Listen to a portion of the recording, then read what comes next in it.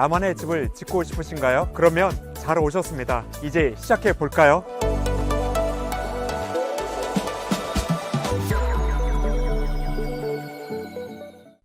킹하우스의 김동환입니다. 우리 킹하우스는 목조주택을 사랑하는 마음으로 출발을 했습니다. 앞으로 양평을 기반으로 해서 많은 분들의 주택을 잘 지어드리기 위해서 최선을 다할 거고요. 여러분들께서 많이 사랑해 주시면 저희가 좋은 집으로 보답해 드리도록 하겠습니다. 오늘은 그 첫 번째 집으로 이쪽 양평에 집을 짓고 지금까지도 거주하는 저희 집을 소개해 드리고자 합니다. 그리고 여러분들께서 궁금해 하시는 것들을 조금 후에 하나하나 설명드리면서 다 풀어드리도록 그렇게 하겠습니다.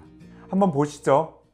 지금 이제 외부로 나왔는데요. 여기는 개군산자락 바로 밑에 76가구가 모여있는 마을 단입니다. 거기에서 저희 집을 이제 먼저 외관부터 이제 천천히 보실 건데요. 저희 집은 대지가 145평이고요. 그리고 집은 건평은 30평입니다. 그리고 썬룸 평수는 별도고요. 주차장도 별도입니다. 먼저 보실 거는 외관은 이제 세라믹 사이딩으로 했어요. 리차 제품인데 이 세라믹 사이딩은 뭐 여러분도 잘 아시겠지만 세 가지 종류가 있잖아요. 14mm가 있고 16mm, 그 다음에 18mm가 있는데 요거는 폭이 30하고 그 다음에 길이가 3m에 16mm로 그 다음에 클립으로 해가지고 천천히 올라갔는데 이 제품은 제 아내가 골랐습니다. 저는 이제 다른 제품으로 하려고 했었는데 그때 당시는 그렇게 보편화되지는 않았는데 좀 희소성이 있어서 요거로 그냥 선택을 했고 그 다음에 색상하고 문양도 이제 아내가 직접 골랐습니다. 그리고 이 뒤쪽은 이제 창고가 있는데요. 아무래도 전원주택에 살다 보면 여러 가지 공구들이 이제 많이 필요하거든요. 그러다 보니까 이제 사다리라든지 뭐 기타 나머지 잔잔한 것들이 이제 많이 있습니다.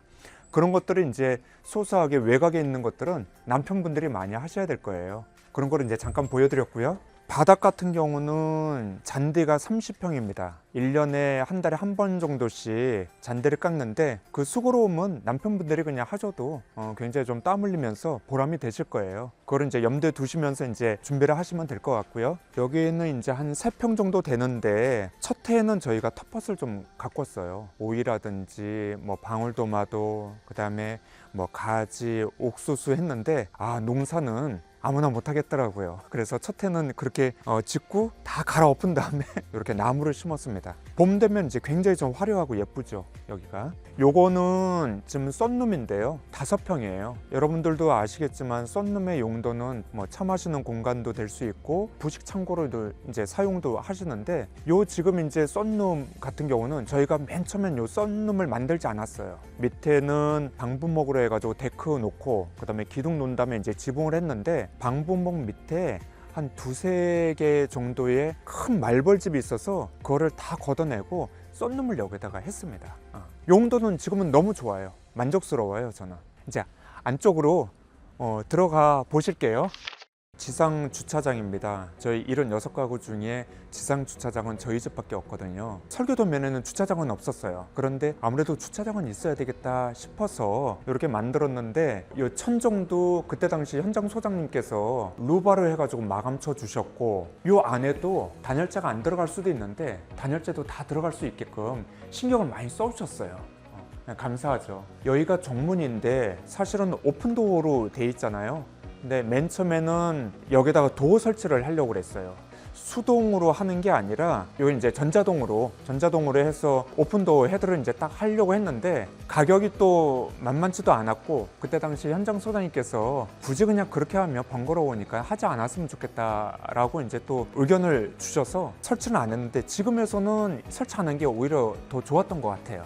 만족합니다. 지금. 그리고 안쪽 들어와 보시면 요거는 제 아내가 굉장히 좀 만족해하고 있어요. 주방에서도 물 나오고 화장실에서도 나오지만 이 수도가를 만든 이유가 밭에서 일한다든지 아니면 잔디밭에서 일한다든지 아니면 정원을 가꾼다든지 했을 때 신발이 더러워질 수 있잖아요. 그래서 여기 와서 그냥 씻기도 하고 아니면 이 주차장에 여러 가지 물건들이 많다 보니까 여기에서 이제 뭔가를 이제 분류하고 작업하고 씻는 행위들을 하는 것이 안에서 씻는 것보다는 훨씬 효율적이어서 이렇게 만들어 놨는데 요거는 제 아내가 굉장히 좀 만족해 합니다. 지금도 잘 사용하고 있고요. 요 현관은 900에 1200입니다. 단열 방화문이고요. 뭐 지금은 이제 브랜드가 너무나 많이 나와 있죠. 살라만다 도우문도 있고 기타 뭐 독일제든 뭐 국내에서도 유명한 브랜드들이 많이 나와 있는데 요거는 그때 당시 그냥 그래도 최고 좋은 1등급 단열 방화문으로 해서 현관문으로 이제 장착을 했던 겁니다. 들어가 보실까요? 조금 턱을 둬서 요 신발장하고 조금 구분이 될 수 있게끔 그렇게 좀 지었어요. 건축주님들께서 나중에 이제 설계 도면하고 각각의 요구사항들이 이제 다 다르다 보니까 틀릴 수가 있는데 저희 집은 이때 당시 신발장만 크게 두는 것보다는 조금 여기서 신발을 벗고 다만 얼마라도 여기 거실하고 연결될 수 있는 그런 거를 갖추자 해서 이렇게 놨던 겁니다. 들어오시면 주방이 먼저 있습니다. 이 주방 같은 경우는 제 아내가 거의 한 100% 사용하다 보니까 주방에 정말 진심을 많이 담았어요. 제 큰애하고 작은애가 아토피다 보니까 이런 거 하나도 전부 다 쿠스한테에서 실질적으로 PVC라든지 아니면 플라스틱 이런 문짝이 아니고 요거는 나무를 실질적으로 구워서 하나하나 다 이렇게 설치를 한 겁니다. 그래서 설치하자마자 냄새 전혀 없고요, 유해물질 안 나오고요, 굉장히 좀 공간이라든지 배치가 잘 돼 있어요. 조금 있다가 올라가시면 요 싱크대뿐만 아니라 아까 보셨던 신발장, 그 다음에 이제 붙박이장하고 그런 것들이 이제 전부 다 쿠스한테에서 한꺼번에 이제 주문을 하고 제작해서 이제 설치한 거거든요. 독특하게 보셔야 될 게 두 가지가 있는데요. 싱크대 같은 경우는 연 높이가 상판이 한 5cm 정도 되고 보통 폭이 한 70인데 저희는 20cm를 더 넓혀서 이게 폭이 90입니다. 그러니까 더 넓게 이제 쓸 수 있게끔 그렇게 했죠. 물론 이제 가격대는 좀 올라가지만 폭을 90으로 해가지고 넓게 사용했으면 좋겠다라고 해서 그렇게 했고요. 또 한 가지 특징은 제가 자녀가 3명인데 12년 전이면 큰애가 중학교 2학년, 둘째가 중학교 1학년, 그리고 막내가 그때 당시 7살인데 아이들이 이제 좀 다 어리다 보니까 오븐, 뭐 여러 가지 치킨이라든지 뭐 고구마라든지 뭐 여러 가지를 이제 이 안에서 직접 굽고 삶고 했는데 이렇게 이제 내려오거든요. 오븐 후드 전용 용기가 있어요. 여기다 이제 조리할 거를 이제 넣은 다음에 올려서 조리하면 굉장히 좀 음식이 맛있게 이제 나오는 겁니다. 이제 요게 있어서 저는 굉장히 좀 좋았어요. 근데 지금은 이제 애들이 다 커가지고 이제 이거는 거의 사용은 안 하지만 그래서 저희는 쿠스한트를 선택을 한 겁니다. 자, 이쪽 와 보실까요? 김치 냉장고하고 세탁기가 있고요. 보통 배전반이 신발장 그 안쪽에 있을 수도 있고 그 다음에 현관 쪽에 있는데 저희는 다용도실에 이제 배전반을 그때 당시에 해놨어요. 이 안에는 창고 형식으로 있고 보일러가 좀 있습니다. 1층은 16평, 그 다음에 2층은 14평, 그 다음에 다락이 있는데 총 면적은 30평이거든요. 그리고 이 1층은 16평인데 16평 안에 들어가는 거는 다용도실이 있고요, 부엌이 있고, 그 다음에 거실이 있고, 화장실, 서재가 있습니다. 서재방이에요.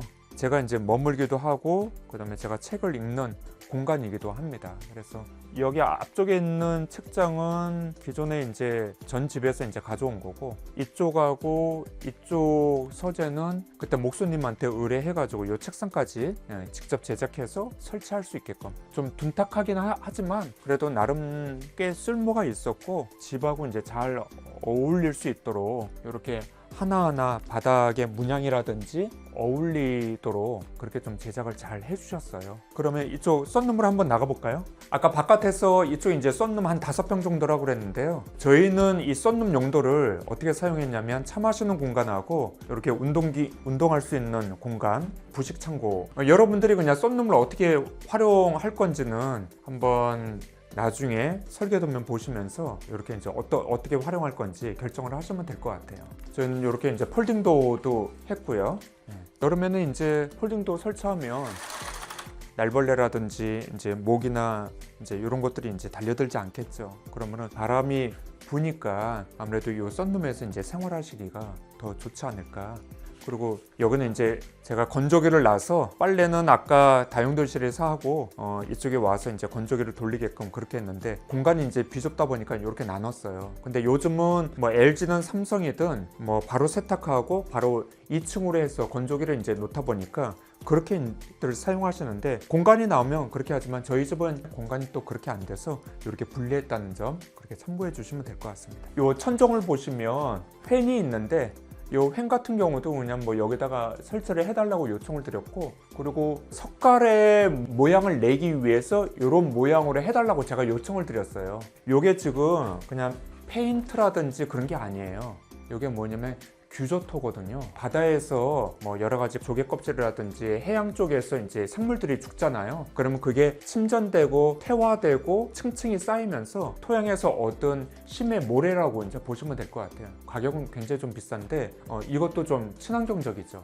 냄새라든지 뭐 그런 것도 없고, 규조토가 외부보다는 실내에서 이제 좀 많이 사용하는데 괜찮습니다. 이것도 화장실 한번 보실까요? 화장실은 좀 크지는 않는데, 화장실을 맨 처음에 할 때는 이 공간을 화장실로 할 건지 아니면 1층 창고로 할 건지, 그때는 이제 썬룸을 이제 짓기 전이었으니까 그렇게 하려고 했는데, 아무래도 저희가 5 식구가 사는데 2층에 화장실 하나 가지고는 안 되겠더라고요. 그래서 아내하고 상의해서 여기를 창고로 하는 것보다는 화장실을 하자 했는데, 지금은 화장실을 하기를 너무 잘한 것 같아요. 공간은 그렇게 넓지 않지만 그래도 한 사람이 사용하기에는 충분하고, 좌변하고 세면 그 다음에 이제 간단하게 샤워할 수 하게끔 샤워 부스가 설치되어 있습니다. 자, 이제 2층으로 올라가기 전에 이제 계단을 이제 잠깐 보실 건데요. 그때 당시 우리 소장님께서 이 계단을 제작을 할 때에 폭은 90으로 하고, 요거 발판은 남자 사이즈 270으로 했어요. 그리고 높이는 19로 했습니다. 사람이 이제 올라가기 위한 최적의 조건, 그리고 편안함, 안락함을 추구하기 위해서 규격화해서 했는데요. 여러 집을 저희가 방문해 보면 어느 집은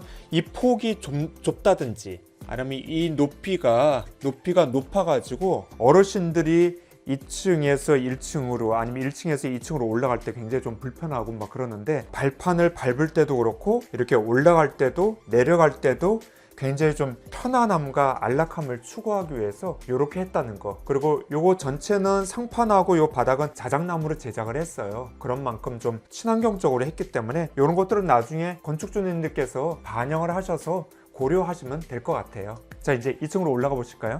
자, 2층은 아까 말씀드렸듯이 14평이에요. 안방이 있고 드레스룸이 있고, 그 다음에 화장실, 그 다음에 좌변, 세면, 샤워실이 있고, 그때 당시 이제 둘째하고 막내가 사용하는 딸 방입니다. 방 2개가 있어요. 그래서 여기 2층은 14평 중에 방이 3개, 그 다음에 화장실이 있다, 그렇게 보시면 될 것 같습니다. 자, 안방부터 한번 보실게요. 현관문들을 전부 다 자작나무로 해서 다 제작을 했어요. 그 도배라든지 아니면은 구조상으로 창문의 높이, 배치 이런 것들을 이제 다 의논해가지고 결정을 했습니다. 이 안에 보시면 요거는 드레스룸이거든요. 제 옷하고 그 다음에 아내 옷이 있는데, 요것도 아까 말씀드렸듯이 이제 쿠스한테에서 한꺼번에 같이 이제 제작해가지고 설치를 했어요. 그래서 굉장히 좀 좋습니다. 2단으로 돼 있고, 그 다음에 수납 공간도 좀 있고, 이쪽 앞쪽에는 공간이 있어서 가방이라든지 아니면 여행 가방 같은 거, 요게 이제 2층에 있는 세면대인데요. 타일이나 뭐 그런 것들은 이제 나중에 예비 건축주 분들께서 그냥 다 선정하고 이제 하셔야 되는데, 저희 집에 대해서 이제 자세하게 이제 참고하시면서 그걸 하시면 될 것 같아요.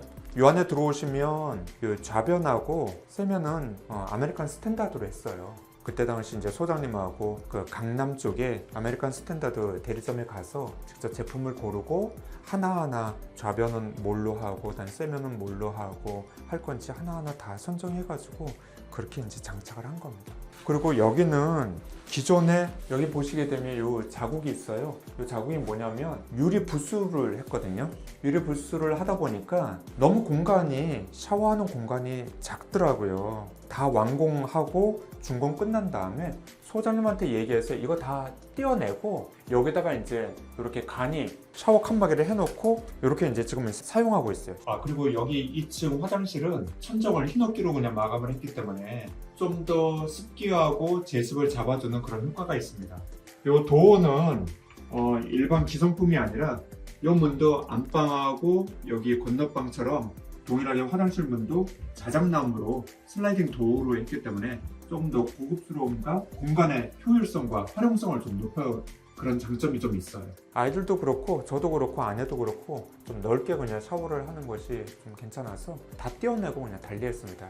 향후에 이것도 이제 면적하고 그런 걸 이제 설계도면 보면서 어느 정도가 이제 괜찮은 건지 그거는 서로 협의하면서 이제 하시면 될 것 같아요. 자, 이제 우리 딸들 방에 한번 들어가겠습니다.